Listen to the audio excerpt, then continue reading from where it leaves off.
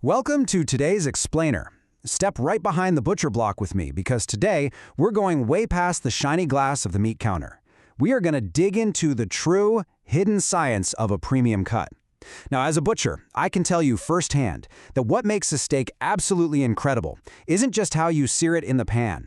It's actually what happens on a microscopic level, long before it ever reaches your kitchen. So let me start by asking you a question that honestly might change how you grocery shop forever. What is the actual secret ingredient to a perfect steak? Because the difference between a cut that just melts beautifully in your mouth and one that feels like you're chewing on an old work boot, well, it comes down to something you'd probably never expect: the chemistry of calm. When I'm looking at my display case, I'm hunting for a very specific vibe. A bright red, firm, beautifully marbled piece of beef is our absolute baseline of perfection. In the industry, we scientifically call this RFN, which stands for reddish, firm, and non-exudative. Non-exudative is really just a fancy way of saying it holds its natural juices perfectly without leaking all over the place. For butchers, this is the holy grail. Okay, Section 1, the post-mortem shift, or the science of stiffening. Let's get into it. To figure out why that RFN steak tastes so perfectly tender, we have to look at the immediate post-mortem changes every animal goes through, the exact moment where biology hands the baton straight over to chemistry. In those first few hours, gravity takes over. Blood pools during a phase called livor mortis, and the body temperature starts to drop during algor mortis. The muscles are still warm and relatively soft at this point. But once we cross that 3 to 8 hour threshold, the temperature keeps dropping and the muscle fibers begin to lock up completely.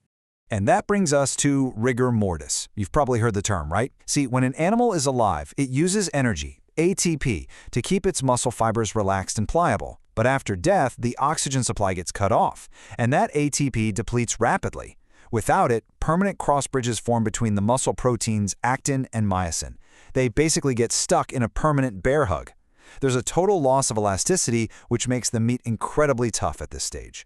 Moving on to Section 2, the chemistry of calm, specifically glycogen and lactic acid. This is where the real magic happens. What truly separates good meat from bad meat comes down to the internal chemistry of a relaxed animal before the harvest. An animal that lived a stressful life arrives with maximum, healthy reserves of a compound called glycogen. Now, glycogen is simply stored glucose. Think of it like a fully charged battery holding chemical energy deep inside the muscle cells.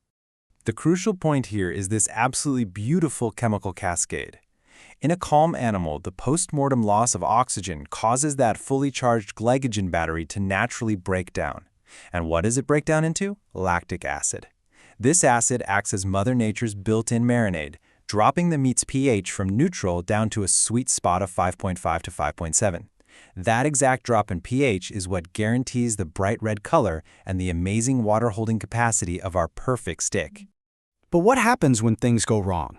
Let's check out Section 3, the dark side of the case, when stress ruins meat. So what happens when environmental stress, like extreme heat or unfamiliar surroundings, gets in the way? Well, if an animal panics or is physically exhausted, its body kicks off a massive stress response.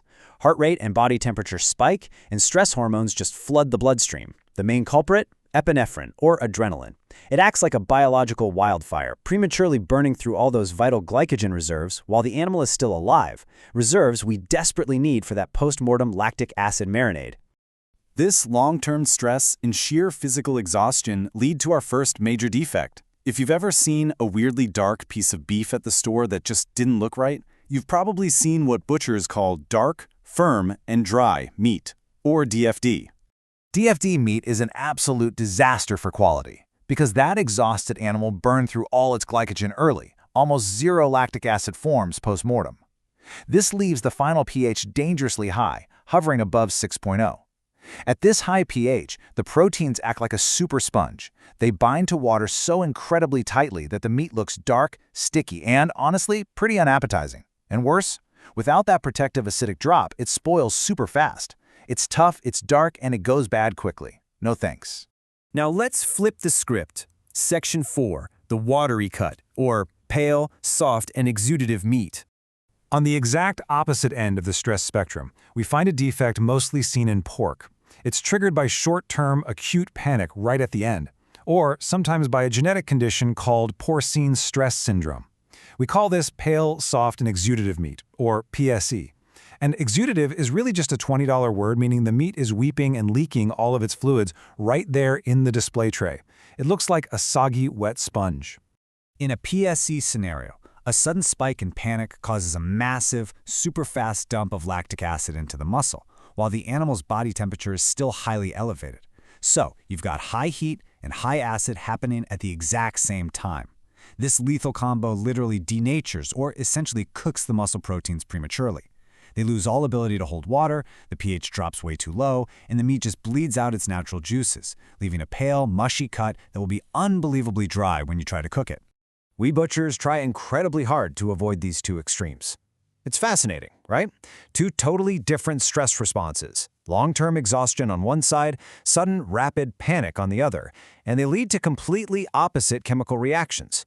One traps water and stays dark, the other leaks water and turns pale. But both of them, an absolute culinary ruined experience for you at home.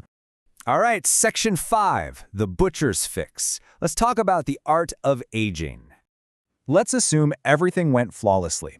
We have a perfectly relaxed piece of meat that safely got through normal rigor mortis and hit that perfect pH sweet spot. The catch? It's still stiff. Aging, or the resolution of rigor, is where I step in to harness the meat's own biology to fix that toughness.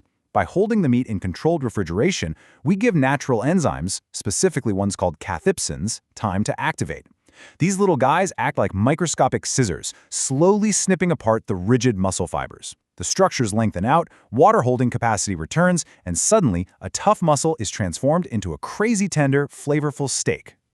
But here's the thing. This process takes a lot of patience, and it varies wildly depending on the animal. Because different species have completely different muscle masses, a good butcher knows the timeline by heart. A chicken? It resolves its rigor and is ready for the frying pan in just a few hours. Pork takes about a day. But a premium beef carcass? You're looking at a minimum of 10 to 14 days of carefully monitored aging, just to naturally relax the stiffness and reach baseline tenderness. To pull this off, we rely on total precision.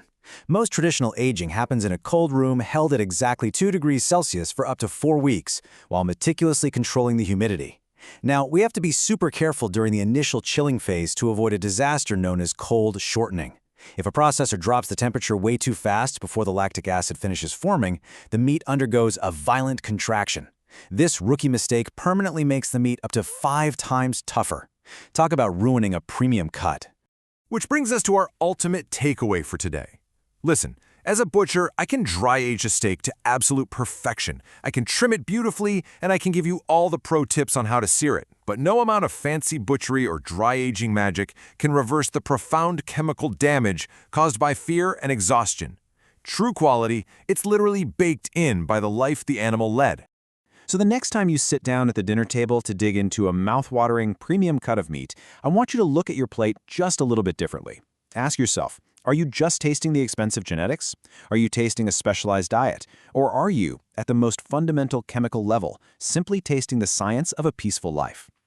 Thanks so much for joining me on this explainer. Keep exploring and enjoy your next great meal with a brand new appreciation for the science behind it.